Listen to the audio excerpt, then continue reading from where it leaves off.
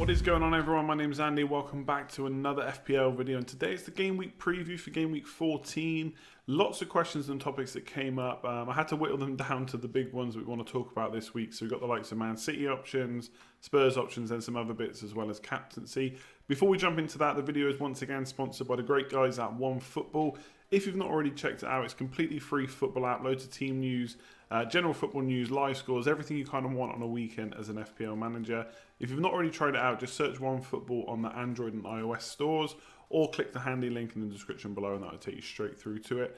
Otherwise, let's jump into this one. Let's start off with Man City. A lot of people looking at either potentially buying Jesus or potentially selling the likes of Sterling and De Bruyne. I think more Sterling because of the money involved.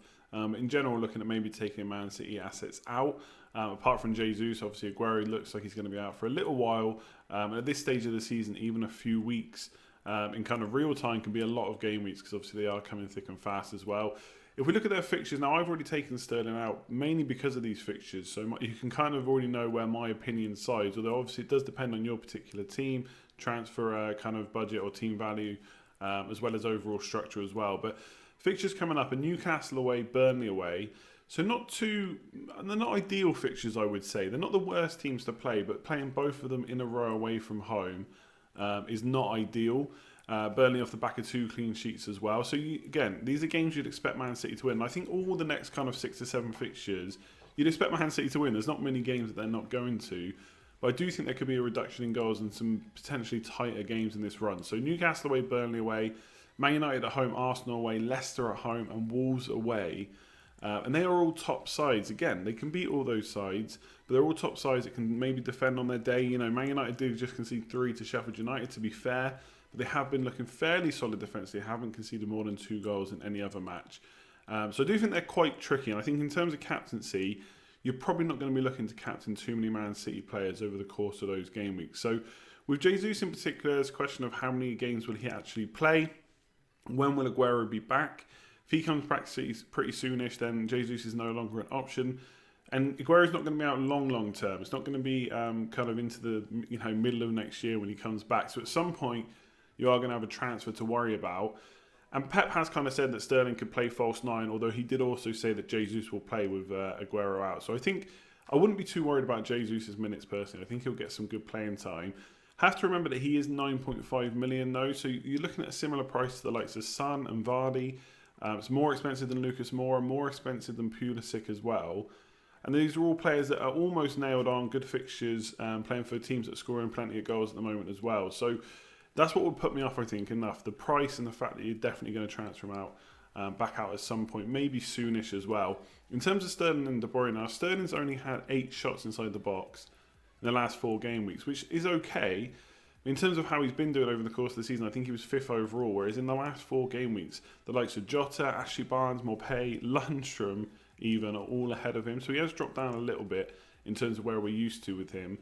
Now, I personally feel at the moment it's just better value than having Raheem Sterling in your team.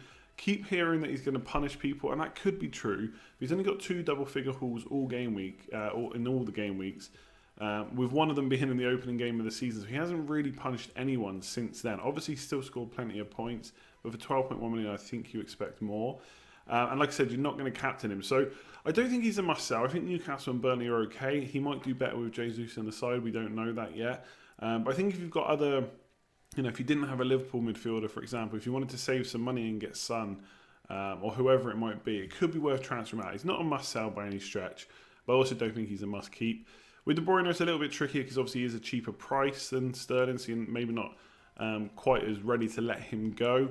Created 15 chances over the last 4 games, which is only 1 behind Trent Alexander-Arnold. But he's only had 5 shots in the box and 1 on target. So in terms of shooting stats, not doing too well. So I'm keeping De Bruyne at the moment just because I haven't got a transfer that I want to make. Maybe to a Spurs player, and we'll talk about them in a minute.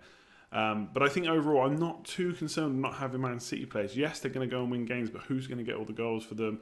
Are they going to go back to scoring 3, 4, 5 a game, or is it just going to be 1 or 2? And if that happens, anyone on that team can score goals. So I wouldn't be too confident on picking who it might be. So for me, I think you can sell him. I don't think Jesus is a buy for me. But there's never any harm in having a massive differential when it comes to Man City. So there is a bit of excitement about Spurs at the moment. Obviously, Mourinho's come in, Won the game against West Ham, won against Olympiacos as well. Did concede 2 goals in each of those games, so probably has to work his magic a little bit more to get them defensively sound. But from an attacking point of view, they're looking pretty decent. And obviously with Bournemouth at home, it's a pretty tempting time to get Spurs players in. Now, just to remind ourselves of the fixtures, Bournemouth at home, Man United away, Burnley at home, and then Wolves away, Chelsea at home, Brighton at home, and Norwich away. So over the course of kind of the 7 to 8 games, I think they look good. But in the short term, I think they're tough enough, especially from a defensive point of view. So Bournemouth and Burnley in the next 3 are good. But in the next 5, they've got Man United, Wolves and Chelsea, who are all top sides. So from a defensive point of view, I'm not sure if there's too many clean sheets there. But there's probably a couple there. And also, Aurier is quite attacking. And he's awesome for bonus points as well. So he's created 6 chances in the last 4 game weeks. Only worry around him would be how much of a liability he is. You can often see Spurs fans kind of talk about him making mistakes. He's quite rash as well. Sometimes doesn't necessarily make the right decisions in terms of tackling. We've seen a red card already this season. But in the last 3 games, he's got bonus every single time. And the great thing is Spurs haven't even kept a clean sheet. So when they do, it almost looks like he's got the bonus nailed on with attacking potential for a price that's less than 5 million as well. It looks like a really good option. The one reason I'm kind of not rushing out to get him is I've already got loads of cheap defenders already. Soyuncu, Tomori's there as well. I need to buy Lundstrom soon. He's 5 million. I've got a Liverpool defender as well. So it's very hard to fit Aurier in. I think he's just cheap enough, though, that you could bench him in tougher games. And obviously, he is a good bench option over Christmas as well if he keeps that right back spot there. So I like him. I'm just personally not going to rush out to get him because I've just got other options. Then if you look in attack, you've got Harry Kane's obviously tempting. He always is. I think obviously we're going to have a bit of new manager bounce potentially, but I don't think Kane's one of those players that was lacking confidence under Pochettino, but could be a bit of drive to do well for the new manager, knowing that Mourinho is kind of a born winner when it comes to trophies as well, and he's got a really good squad there to potentially win something with Spurs. So I like the thought of Kane, but again, in the next 5 fixtures, if you've got Man United, Wolves and Chelsea, how many goals are you expecting from him? Also, yes, he got a brace in the Champions League, but whether you're playing 3-5-2 or 3-4-3, you've got to justify getting him in for more money than the likes of Abraham, Vardy, Jimenez and Rashford, who are all cheaper. And I think that's where he's a hard sell. So for me, I'll probably be looking towards the midfield. And obviously, we don't have much to go on. Yes, you can look at the stats for the whole season, but that's not really fair now. Mourinho's in. He seems to have gone, well, he has gone for the first 2 games. Son, ALLI and Lucas Moura. That maybe looks like his preferred 3 behind Kane. And obviously, Moura hasn't had a good run in the league this year. Son, now playing under a new manager, and ALLI back in the number 10 spot. So we kind of have to or look at them as Mourinho has come in, but we've only got 1 game to go on. Now, interestingly, in that 1 game against West Ham, ALLI was kind of said to have been super good, but from an FPL point of view, no shots in the box, only 1 for Son, 1 for Kane, but 3 for Lucas Moura, all big chances as well. And for his price, he's pretty tempting. I think overall for me, I've not seen enough from ALLI yet to want to put him in. I know a lot of people are drawn to him. Obviously, we've seen him do really well in the past. Scored in the Champions League, although was a little bit lucky that the clearance wasn't made, although you have to give him credit for being in the right place. For me, I still think Son is the one because of the price. But if you wanted to save some money, you've got Lucas Moura, but obviously he is around the same price, or close enough to Pulisic as well, who obviously looks really good too. So overall, I think Spurs, I think you can wait on them just because it's Man United away after Bournemouth. But if you want to get ahead of the price rises and stuff, Bournemouth at home could be really lucrative. My preference is Son and then Lucas Moura next. ALLI's probably my 3rd pick in midfield, but maybe I've got that wrong. Let me know in the comments below. There are genuinely so many captaincy options this week. I can't go through every single potential player that you could captain because I would just be here all day. So I've put what I think are the top 4 matches or players on the screen. And as you'll see, Man City are not on there. Now, again, of course Man City can beat Newcastle, and I'm sure they'll score a few goals. So maybe Sterling could be an option. But I think in terms of how I'd rank picks, he probably would be outside the 4 that I've got on screen for this week in particular. So that's why he's not on there. Now, quickly on that game, Newcastle 5th for shots conceded in the last 4 game weeks, so not doing great. Middle of the road when it comes to home matches, and they are missing Lascelles. So I don't think Sterling's a bad option, just hasn't particularly made the list on screen. Norwich versus Arsenal, I just don't think there's enough options at Arsenal to discuss. Aubameyang a bit out of form right now. Lacazette could be an outside pump, but I'm not convinced that many of you probably own him at the moment. And Man United versus Villa, I think Martial is a hard sell, but Rashford looks good. 6 attacking returns in the last 5 games. So if you wanted a bit of a punt, you could look at Rashford, and obviously Sterling a good option. Now, in terms of the ones that I've picked out, so Liverpool versus Brighton obviously comes down to Salah and Mane. At the time of recording this, Liverpool haven't played their Champions League game yet. So we need to see whether Salah plays. I'm sure he will. And how much time he gets, and obviously how good he looks as well. The ankle injury is always going to be a bit of a worry, but hopefully he can shake that off soon, so owners even can go back to captaining him. I think Brighton have got Dunk back, which they didn't have last week when Vardy played them, but they're the 7th worst for shots conceded in the box away from home. So I think it's a good option for Liverpool players this week. I think Mane's probably my favourite option, maybe just behind Vardy, maybe slightly ahead, depending on how you look at it. He's scored in the last 3 game weeks. Underlying stats, they're not out of this world when it comes to Mane, especially for like shots in the box and stuff like that. But he still had quite a few, and he's also getting pretty quality chances and creating quite a lot himself. You'd imagine this is a game that Liverpool are going to do really well in. So he's the man in form, has been for a long time. Said that before. So I think Mane, exceptional captain this week. Chelsea versus West Ham. I mean, this one is basically how bad were West Ham in recent times, and I think you have to look at Chelsea's options now.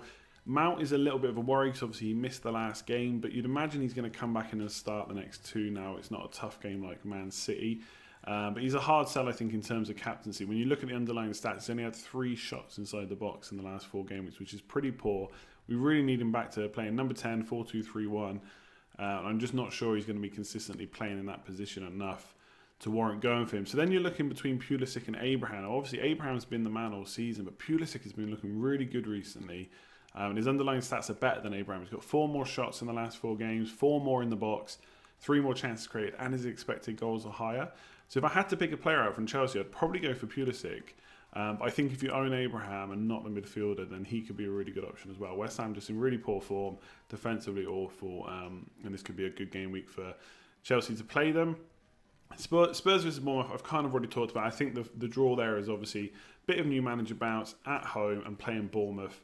They've conceded 2 goals in the last 2 games, but they did have 3 clean sheets before that. But I think the anomaly there is probably the clean sheets versus the goals scored. So not going to go into individual players for Spurs, but if you own a Spurs player, I think this could be a really nice. If I had Kane, Son, or MOURA, I think I'd be happier captaining them against Bournemouth than Sterling against Newcastle. Again, not to say that Sterling is a bad player, that is my preference this week. And then looking at Vardy versus Everton, an interesting one. He kind of shot up as my initial captaincy to go for, but Everton are not conceding that many shots, either away from home or in general. In the last 4 weeks, they got the 2nd best defence in terms of shots conceded in the box, but they have conceded in all of the last 4 games. So make of that what you will. I think Leicester are in such good form, so is Vardy. He has to be right up there. I think, for me, Mane and Vardy the best, followed by Chelsea and Spurs players, and Sterling, Man City, De Bruyne in 5th for captaincy. Let me know what you think about that. And last but not least, just some other bits that people asked me that I wanted to cover. Selling Robertson and Trent Alexander-Arnold, obviously they're premium options that aren't necessarily returning a premium kind of FPL points for us. I think the one thing with these 2 players, whether you're on either or both, is you kind of have to disregard, like I said for Spurs, you've got to disregard what's already happened. Yes, they've not kept enough clean sheets, 2 in 13 games. You kind of got to forget about that and ask yourself, will they keep clean sheets in the next 4 game weeks?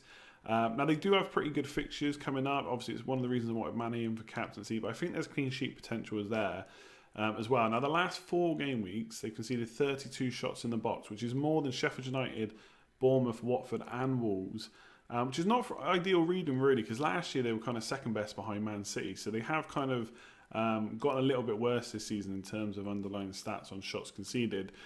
12 of those in the last 4 games were against Man City. So I think if I had to double up, that would probably worry me a little bit going forward. I just don't think there's enough value there. But given how good the fixtures are, this is how I'm thinking to it or about it. I've got Trent Alexander-Arnold. Yes, I've missed the points. Nothing I can do about that now. Do I want him for the next 4, or do I want to use a transfer to take him out when he's got really good fixtures? For me, I think I have to keep. The fixtures are there. Hopefully, he can get some clean sheets and attack and return surely just around the corner if he's beaten De Bruyne in the last 4 game weeks for chances created. So for me, keep 1. If you've got 2, you can maybe move them on, but the fixtures are definitely there. Depth over Christmas, I think I may have already gone through this before, and it's going to get asked a lot. Like, does it matter having a good squad over Christmas? I mean, it always matters to have a good squad. Basically, what happens at Christmas is rotation gets overblown. It doesn't happen as often as we think it probably will. And we don't necessarily use all three of our bench options, but it's good to have it because if there is an injury, player's going to be out for a short period of time, and you can just bring someone else in, not necessarily have to spend a transfer on them. Obviously gives you options as well to rotate around your players if some of them got good fixtures one week, not so good the next, etc. And there will be some rotation over Christmas, so it's good to have a strong bench. It wouldn't be my priority to sort out ahead of more kind of pressing issues, though, that's what I would say. Double Sheffield United defence. Now, we've talked about this a lot. Obviously, it's been super good if you've had that so far. They've not conceded many goals, or they did concede 3 to Man United.